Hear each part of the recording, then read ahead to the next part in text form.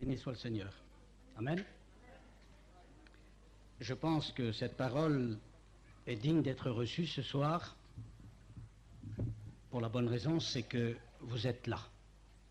Et si vous êtes là, c'est parce que vous avez envie d'entendre parler de Dieu. Sinon, vous ne serez pas venus. Mais puisque vous êtes présents ce soir, certainement que cette parole vous intéresse. J'aimerais vous lire 3 ou 4 textes dans la parole de Dieu pour vous emmener à une réaction positive. Il y a toutes sortes de pensées, il y a toutes sortes de discussions, il y a toutes sortes de, disons, d'idées qui ne sont forcément pas les bonnes. Et je pense que la Bible, qui est la parole de Dieu, elle est là pour nous emmener à découvrir en quel endroit nous nous trouvons de notre vie. Alors je voudrais vous parler d'un sujet très important ce soir, et j'ai marqué 3 ou 4 passages, je vais vous les lire, je pense qu'il est nécessaire. Dans l'Épître aux Hébreux, vous pourrez lire chez vous dans la Bible, au chapitre 11 et au verset 6. Or sans la foi, il est impossible de lui être agréable. Car il faut que celui qui s'approche de Dieu croit que Dieu existe et qu'il est le rémunérateur de ceux qui le cherchent. C'est un texte très important et je me suis permis de prendre ces textes parce que je pense que vous devenez arriver, depuis le temps qu'on fait des réunions, à réaliser ce qu'est la parole de Dieu. Dans l'Épître de Jacques, au chapitre 2 et au verset 19, écoutez bien, et c'est là que le message de Dieu devient important pour toi, certainement, ce soir. Jacques 2, au verset 19, il est dit ceci. « Tu crois qu'il y a un seul Dieu? Tu fais bien. Les démons le croient aussi, et ils tremblent. » Un autre passage dans la parole du Seigneur, c'est dans le livre de l'Apocalypse. Je vais vous lire ces passages pour qu'après nous ayons plus de lecture à faire. Au chapitre 12 et au verset 9, il est dit ceci. « Il fut précipité le grand dragon, le serpent ancien appelé le diable et Satan, lui qui séduisit toute la terre. » C'est un nom qu'on donne à celui qu'on appelle le diable, le serpent ancien. Et puis, un autre petit passage que vous connaissez, au Jean 8, là ça fait rien, Jean 8, 44, ça n'a pas d'importance, je vous les lis ces passages pour être tranquille.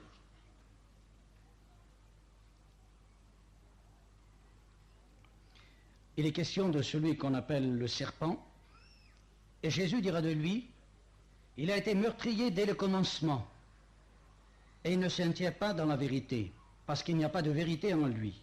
Lorsqu'il profère le mensonge, il parle de son propre fond, car il est menteur et le père du mensonge. Et moi, parce que je dis la vérité, vous ne me croyez pas. Qui de vous me convaincra de péché? Si je dis la vérité, pourquoi ne me croyez-vous pas? Celui qui est de Dieu écoute les paroles de Dieu. Amen. Alors, je vous ai lu tout simplement ces petits textes pour vous emmener à réaliser quelque chose ce soir, quelque chose d'important parce qu'il y va de toute votre éternité. Vous savez, on n'a pas d'idée à se faire ici.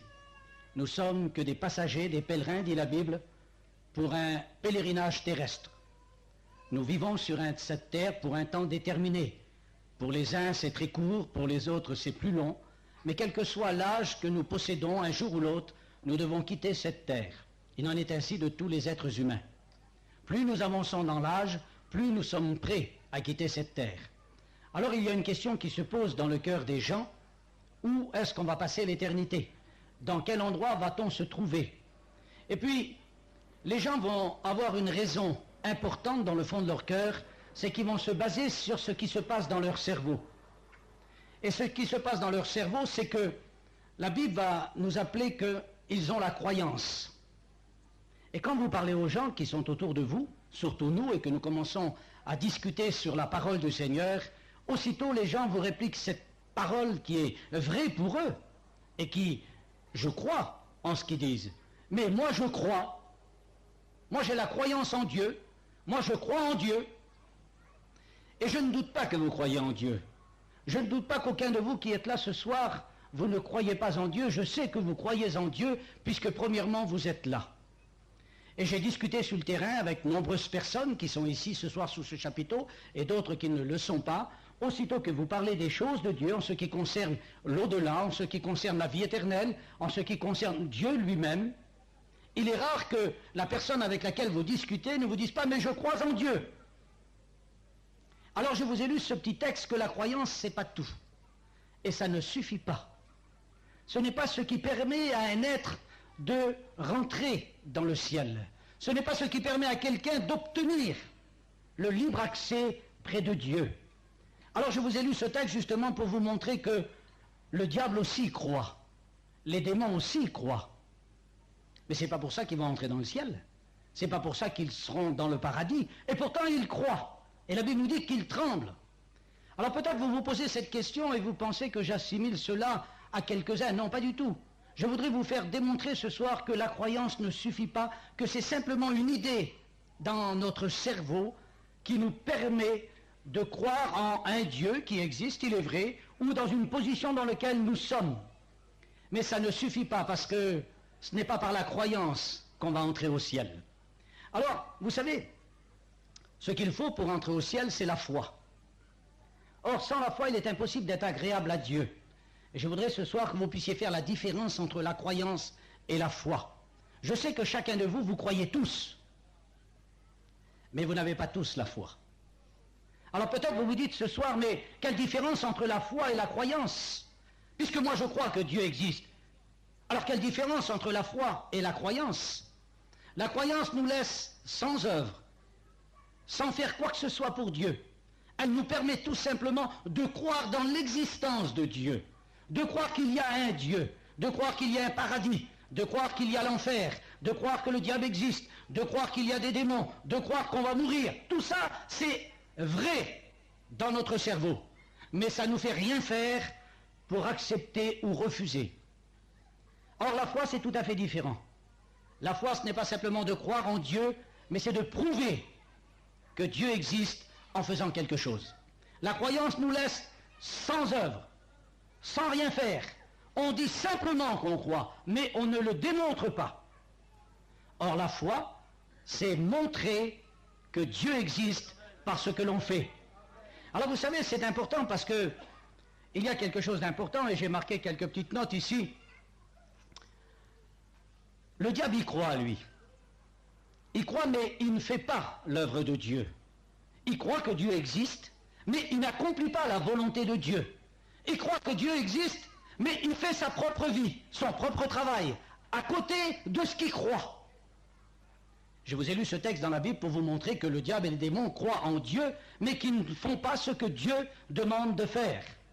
Or, la croyance n'est pas une preuve qui nous permet d'entrer dans la présence de Dieu. Et puis, vous savez, c'est terrible parce que il veut que tous les gens croient.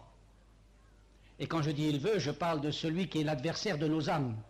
Ce qu'il veut, c'est que la croyance soit dans les cerveaux, mais que la foi soit anéantie de nos cœurs. Il veut que nous croyions bien en tout, mais que nous ne faisons rien, à seule fin de ne pas démontrer.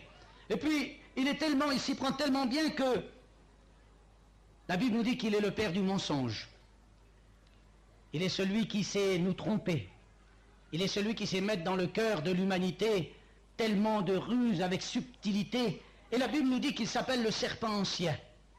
Un serpent, vous savez, c'est l'animal qui arrive sans qu'il prévienne, disons. Et puis qui peut très bien être à côté de nous sans qu'on s'en rende compte. Et puis on sait très bien qu'il y a certains serpents qui sont mortels. Une simple petite piqûre de ce serpent et c'est une mort à échéance. Ça peut durer plusieurs heures, plusieurs jours, mais il n'y a pas de remède, et il n'y a pas de vaccin possible, c'est la mort pour celui qui a été mordu. Or, il semblerait que la Bible veut nous montrer que celui qu'on appelle le diable, il s'appelle aussi le serpent. C'est-à-dire qu'il est rusé, et qu'il s'approche de l'humanité tout entière. Il s'approche dans une vie de mensonge. Il veut tromper les gens.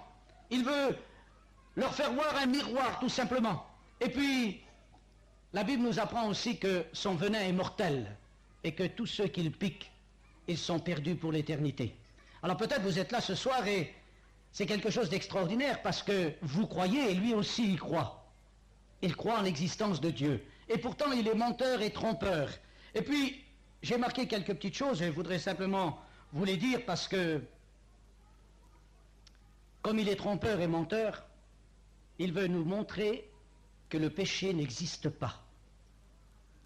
Il voudrait nous faire croire à nous les humains que le péché est dépourvu de son horreur et que c'est quelque chose d'agréable, que c'est quelque chose de bon. Et on arrive aujourd'hui dans le siècle que l'on vit, et on ne peut pas dire le contraire, où pratiquement le pécheur ou le péché n'existe plus. Il a réussi à subtiliser notre conscience et notre cœur à un tel point, c'est qu'aujourd'hui, dans le monde dans lequel nous vivons, c'est un monde qui est pratiquement sans péché. Alors vous savez, vous allez dire, oui mais non, mais il n'y a pas plus beau, il arrive à nous le faire voir comme quelque chose de magnifique, dépourvu de tout ce qui contribue au péché. Et quand vous lisez la Bible, vous vous apercevez que le salaire du péché, c'est la mort. Et que celui qui pêche est celui qui devra rendre compte du péché qu'il a commis. Et il arrive tellement à mettre dans notre cerveau cette croyance que Dieu est tellement bon, que quelle que soit la vie que nous avons vécue, et il est tellement miséricordieux, que tellement il est bon, que n'importe quoi que nous fassions, il est capable de nous laisser rentrer comme ça. Et puis, il s'y prend tellement bien d'une façon, c'est que pour nous, le péché n'a plus de valeur. Vous savez, ça n'a encore pas atteint le rabouin, disons, mais ça va venir. Ça a amené déjà et ça va venir encore beaucoup plus. Il a mis dans le cœur des êtres humains que le péché est sans conséquence. Aujourd'hui, il n'y a plus de menteurs. Il n'y a que des arguments commerciaux. Aujourd'hui, on ne se sent pas coupable parce que nous sommes élevés dans une société qui pratique le mensonge toute l'année, toutes les minutes, toutes les heures et toutes les secondes. Aujourd'hui, nous ne sommes plus convaincus dans le fond de nous-mêmes que nous sommes des menteurs. Nous ne sommes convaincus lorsqu'on ment à quelqu'un volontairement. Alors là, on est parfois repris dans sa conscience et on sait qu'on est un menteur. Mais lorsqu'on fait son commerce, lorsqu'on vit dans cette société, nous regardons le monde et c'est un monde qui vit dans le mensonge jusqu'au cou. Mais il n'en est plus conscient. On l'accepte, on le côtoie, on vit avec. Et c'est tout à fait normal. Quand quelqu'un va vous expliquer une chine, il va vous dire quel boniment qu'il a celui-là. Oh là là, quelle chine qu'il a trouvé. On ne va pas dire quel menteur. Tu ne te rends pas compte où tu vas aller avec tout ce que tu dis? Ah non, on dit quelle bonne chine qu'il a trouvée, si je pouvais l'avoir. On est prêt même à accepter cette logique de mensonge qui dure un temps indéterminé devant nos clients, tout simplement parce que nous ne sommes plus conscients du danger qu'il représente pour notre âme. Il a su nous façonner tellement bien et il sait tellement bien nous faire vivre dans cette société de menteurs qu'aujourd'hui, le mensonge pratiquement n'existe plus pour nous. Et quand je dis nous, je ne dis pas vous spécialement. Je ne me permettrai pas d'accuser quelqu'un d'être dans le mensonge. Je veux simplement dire dans la société dans laquelle nous vivons. Mais vous savez, il n'y a pas d'exception d'hommes ou de femmes. Nous sommes tous les mêmes. Et puis, il sait tellement bien mentir, ce serpent ancien. Il sait tellement bien s'y prendre avec ruse qu'il arrive même à nous faire côtoyer ceux qui sont ivrognes. Et que, en réalité, l'ivrognerie, ça n'existe pratiquement plus. Ce sont des gars qui s'abusent, ce sont des petits buveurs, c'est des gars qui, tous les jours, boivent un petit verre, et puis c'est des bringueurs, ah, puis ils aiment ça, puis on rigole même en leur présence. Ils nous font plus horreur. Ce péché ne nous accuse plus, ce péché ne nous repousse plus, nous le côtoyons journellement, alors ça nous laisse totalement indifférents. On se peut même en compagnie de certains qui s'enivrent tous les jours. Alors que la Bible appelle ça le péché. Mais nous croyons en Dieu, alors, ma foi, nous ne croyons plus en ces choses.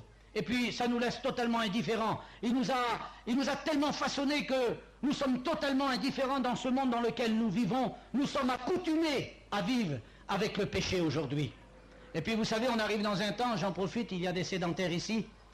Peut-être c'est arrivé, non pas pour ceux qui sont ici, et je ne voudrais surtout pas dire cela, mais par rapport au monde qu'il a évolué davantage que nous qui sommes gitans, il y a aujourd'hui quelque chose d'important que le diable a fait et qu'il a essayé de mettre devant les yeux des gens, c'est le couple libéré. Aujourd'hui, l'adultère n'existe plus. Il y a simplement que la libération du couple. Aujourd'hui, la femme est l'égale de l'homme, elle surpasse l'homme. Mais quand vous lisez la Bible et que vous lisez toutes ces choses, vous vous apercevez que la Bible condamne toutes ces choses comme étant le péché. À un tel point que nous côtoyons cela et que nous sommes accoutumés à vivre avec et nous ne faisons pas de cas. Et ce serpent ancien est celui qui est en train de mettre dans le cœur des hommes et des femmes la croyance en un Dieu qui pardonne tout lorsqu'on peut vivre n'importe comment. Et puis, nous marchons tout joyeux, nous marchons tout joyeux dans les cieux. Amen. C'est un petit intermède, c'est rien, interlude, hein? Je vous ai emmené à ces quelques réflexions, tout simplement pour que vous puissiez réaliser qu'il y va de votre vie et qu'il y a sur tous les hommes et toutes les femmes une puissance qui est capable d'égarer notre cerveau et notre cœur et nous faire vivre dans un monde corrompu sans être souciés du péché, sans même savoir que nous en sommes imprégnés. Mais ce n'est pas son atout principal. Jésus dira une phrase extraordinaire. Il dira, le monde sera convaincu de justice, de jugement et de péché, tout simplement parce qu'il ne croit pas en moi.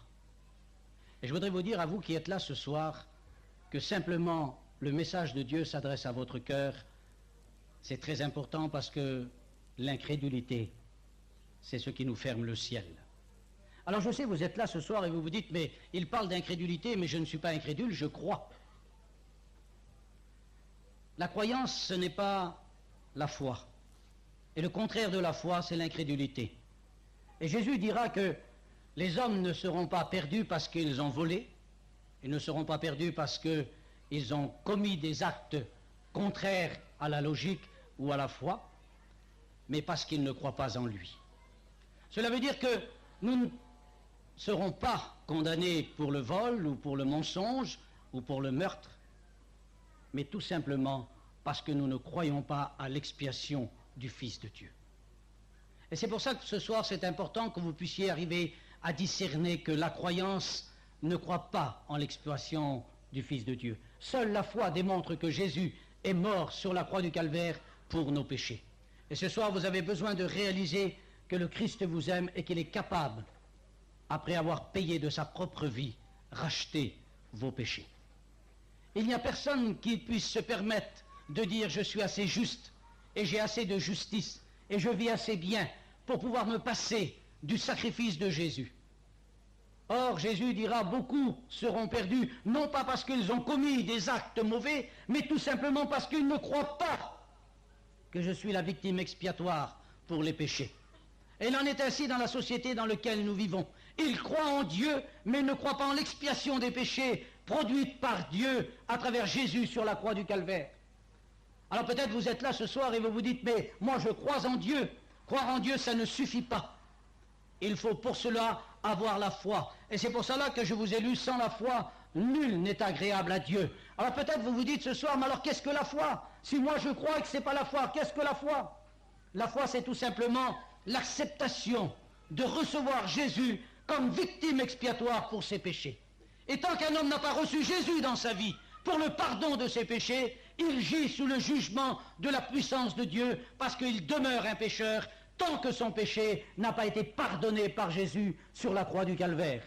Il y a pour cela le moyen de montrer que nous acceptons le Christ comme étant victime expiatoire pour nos péchés en le recevant dans notre vie, non pas en croyant en ce qu'il a fait. Parce que chacun d'entre vous, vous croyez que Jésus est monté sur la croix du Calvaire. Chacun d'entre vous, vous croyez qu'il est le Fils de Dieu. Chacun d'entre vous, vous croyez qu'il est le Sauveur du monde. Mais chacun d'entre vous n'est pas prêt à recevoir Jésus dans sa propre vie pour le pardon de son propre péché.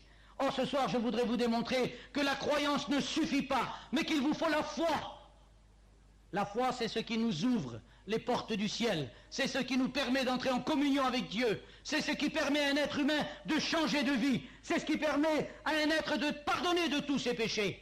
La foi, c'est de démontrer l'acceptation du Seigneur dans sa propre vie.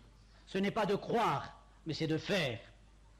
Alors je vous dis tout simplement ceci ce soir, parce que j'ai écouté beaucoup de réflexions ces jours passés, beaucoup de gens qui croient, et j'honore votre croyance, mais ils croient tout en faisant leur vie, ils croient tout en pratiquant leurs coutumes, ils croient en Dieu tout en faisant leurs petits péchés mignons. Alors je voudrais vous emmener ce soir tout simplement à réaliser qu'il vous faut la foi dans votre cœur pour être sauvé. Et la foi, elle vient de ce qu'on entend, et ce qu'on entend vient de la parole de Christ. Jésus vous appelle à recevoir cette foi dans votre cœur ce soir. Jésus vous appelle à recevoir la foi produite par le Saint-Esprit dans le fond de vous-même. Et un homme s'est écrié un jour, « Seigneur, augmente-nous la foi !» Oh, il n'a pas dit « augmente-moi la croyance !» Non, il avait réalisé que la croyance ne permettait pas à un homme ni à une femme d'entrer dans le ciel. Il avait réalisé que la croyance était simplement une idée, une représentation de ce qu'était Dieu. Et puis il s'est aperçu qu'il était trompé par le prince de ce monde, trompé par le serpent ancien, qui lui permettait de vivre dans une société corrompue, et lui-même se sentait corrompu dans lequel il vivait, parce que son âme tout entière, devant la réalité et la possibilité, devant ce Dieu 3 fois saint, s'est senti accusé de péché. Et il a réalisé dans le fond de son cœur que son âme était pécheresse, et qu'il avait enfreint la loi de Dieu. Alors dans le fond de son cœur, il s'est dit, mais où passerai-je l'éternité? Et puis il s'est aperçu que le seul être humain qui est capable de se saisir de la présence de Dieu et d'entrer dans le paradis, c'est l'homme qui possède la foi. Et ce soir, je voudrais que cette foi puisse rentrer dans ton cœur, à ce fin que tu puisses réaliser que la croyance ne suffit pas, mais qu'on a besoin de la foi. Alors peut-être tu te dis, oui, mais la foi, quelle différence avec la croyance? La croyance, c'est que tu restes comme tu es, tout en croyant, sans rien faire pour Dieu. Alors tu crois. La foi, c'est autre chose.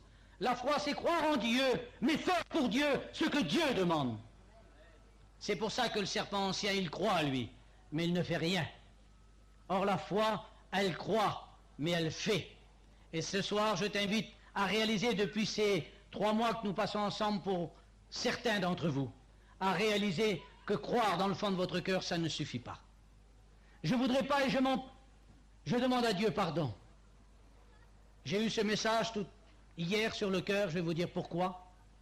C'est tellement important que peut-être si un jour on se voit dans le ciel, vous auriez pu dire, mais si j'aurais su, moi, que la croyance ne suffit pas, si Edmond me l'aurait dit, ou si les autres prédicateurs me l'auraient dit à Deauville, à Saint-Tropez, à La Baule, alors j'aurais cherché d'avoir la foi et de faire ce que Dieu m'aurait demandé. Mais moi je croyais que ça suffisait. C'est de la faute d'Edmond parce qu'il ne m'a pas prévenu. C'est de la faute de Pouka parce qu'il ne m'a rien dit. C'est de la faute de Bibot parce qu'il m'a laissé dans l'ignorance. C'est de la faute de Bruno parce qu'il m'aurait dû m'avertir. Alors ce soit de la part du Seigneur.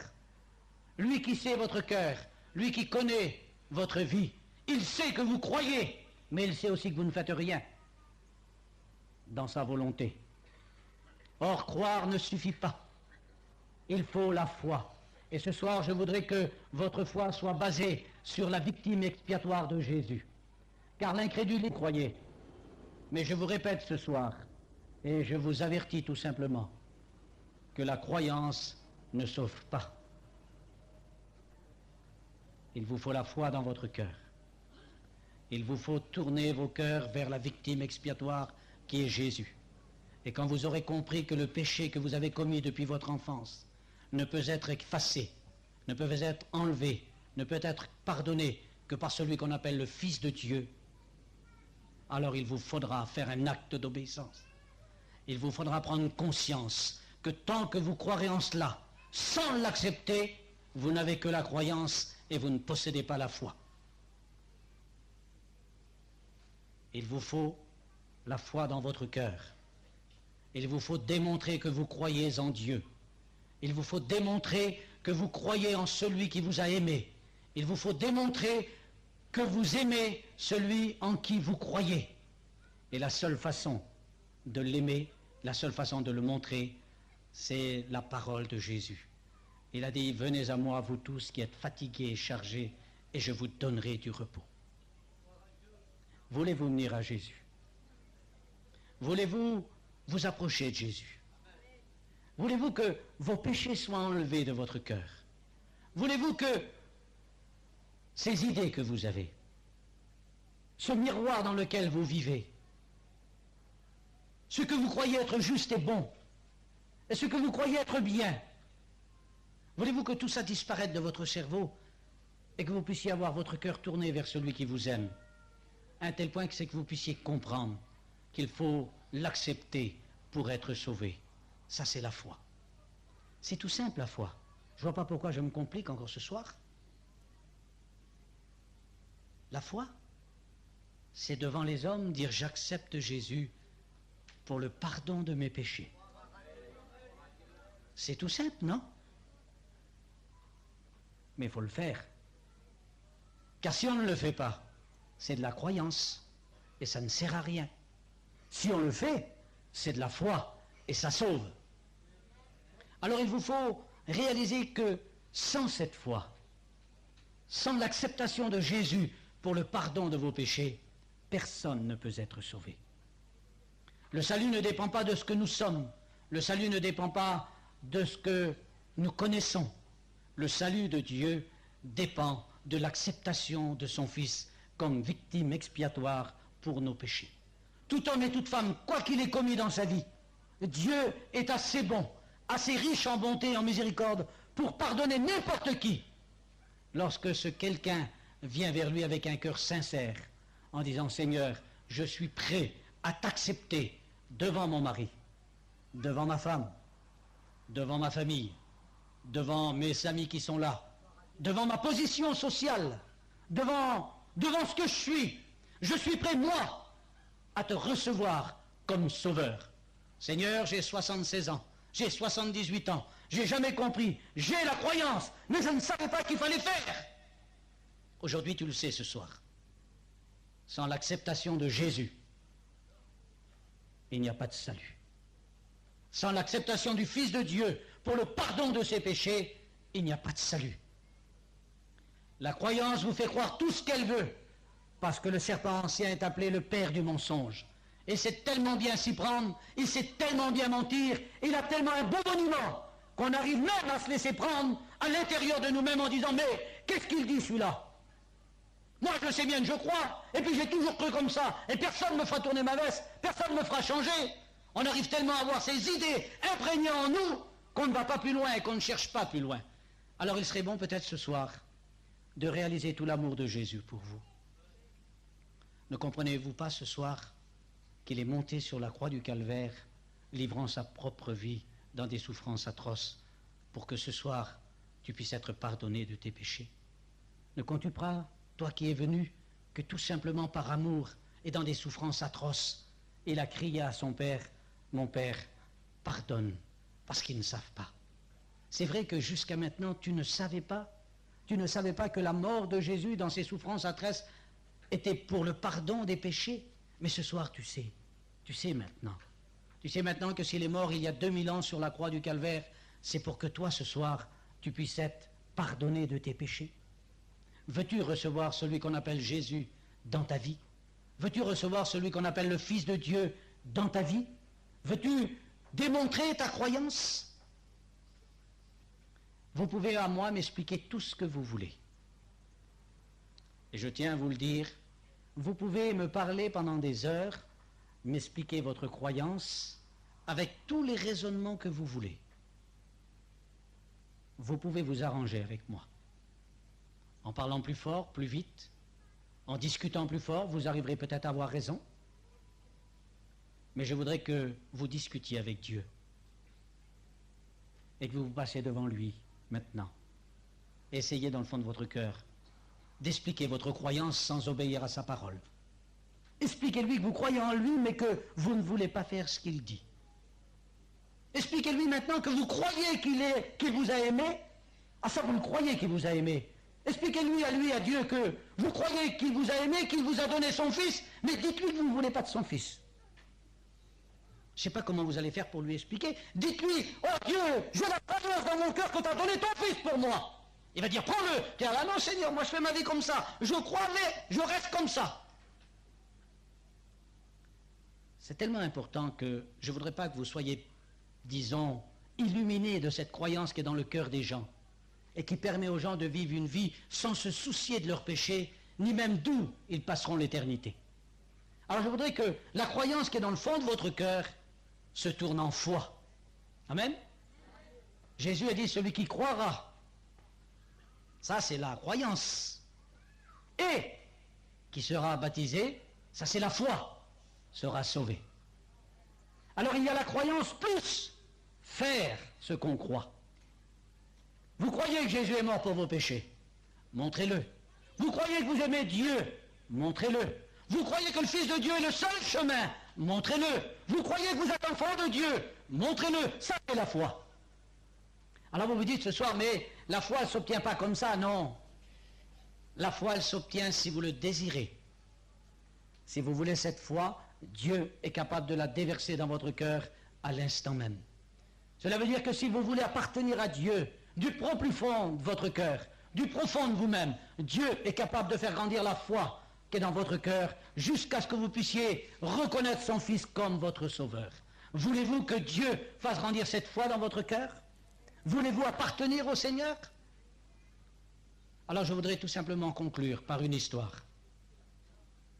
Une histoire qui me vient par la tête, que j'ai dit un jour, et pour ne pas être plus long, je vais terminer avec cette histoire, tout simplement. Il y avait un jour un homme qui vivait en Amérique et qui habitait au 30e étage. Écoutez bien, c'est important. Il habitait au 30e étage dans un building en Amérique. Et un jour, il s'est penché par la fenêtre du 30e étage. Et il a basculé et il a tombé. Et quand il s'est mis à tomber, il s'est vu approcher près de la terre, 30 étages, ça fait haut, hein. Il a poussé un cri et les gens se sont mis devant les fenêtres et ils l'ont vu passer. Et chaque fois qu'il passait devant eux, il leur disait « Jusque-là, ça va ». Et à l'étage plus bas, quand les gens le regardaient passer, il leur faisait « Jusque-là, ça va ». Et ainsi de suite. Chaque étage qui passait devant les gens qui le regardaient passer, il disait « Jusque-là, ça va ». D'après vous, où que ça allait plus? Alors peut-être que vous aussi, vous vous dites, ben j'ai 60 ans, 70 ans, 76 ans, 20 ans, jusque-là ça va, hein. On a vécu maintenant, eh ben jusque-là ça a été, pourquoi ça irait pas plus tard? Et vous vous dites ça dans le fond de votre cœur, jusque-là ça va. Jusque-là j'ai bien vécu, jusque-là je m'en suis toujours tiré, jusque-là j'ai toujours pensé être sauvé, alors qu'est-ce qu'il vient nous expliquer lui ce soir? Eh oui, jusque-là ça va. Mais pour cet homme, il y a un jour où ce n'a plus été. Parce que quand il est arrivé en bas, il était mort. Eh oui, 30 étages, quand on arrive par terre sur le bitume, ça fait mal. Si même tout le temps qu'il a tombé, il pensait que ça allait, quand il arrivait en bas, il a vu que ça allait plus. Il a vu qu'il s'avait trompé dans sa descente. Mais il n'a pas pu remonter. C'était trop tard. Ça avait toujours été, jusqu'à un point, mais il ne pouvait plus faire marche arrière. C'était fini pour lui. Il s'était écrasé sur le bitume. Vous êtes là ce soir, et peut-être vous vous dites, jusque-là, ça va. Avant d'arriver, tournez votre cœur vers le Seigneur. Sentez que vous êtes en train de vous enfoncer dans le péché. Sentez que vous tombez dans la misère du monde. Et pendant que vous êtes en train de descendre dans cette misère, eh bien, tendez vers la main vers celui qui vous tend la sienne.